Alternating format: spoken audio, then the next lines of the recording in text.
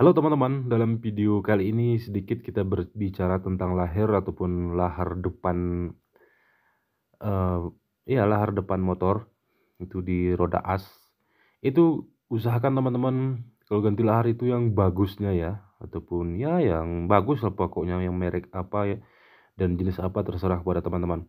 Kalau yang kurang bagus, ini contohnya teman-teman, kami baru ganti kemarin itu sebulan, sekitar sebulan lebih lah begitu ya kan.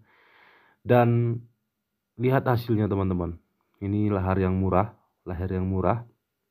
itu pecah ya, pecah dan lain sebagainya. Jadi sangat mengganggu aktivitas sekali ya, dan kalau bisa ya seperti anjuran saya tadi ya teman-teman, kalau beli suku cadangnya itu yang bagus lah, biar puas kita dalam penggunaannya dan awet tahan lama begitu maksudnya teman-teman ya.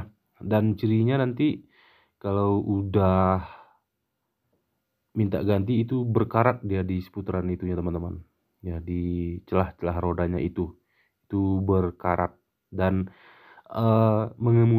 mengemudinya itu nggak nyaman lagi, ada bunyi kruk kruk, begitu rasanya di stang depan itu ya. Begitu dia teman-teman. Oke teman-teman, sekian saja informasi dari kita ya, semoga bermanfaat. Jadi kepada teman-teman silahkan kalau mau puas beli aja yang bagus gitu ya, dan awet tahan lama. Kita nggak bolak-balik lagi ke bengkel. Oke, sekian saja ya informasi dari kita.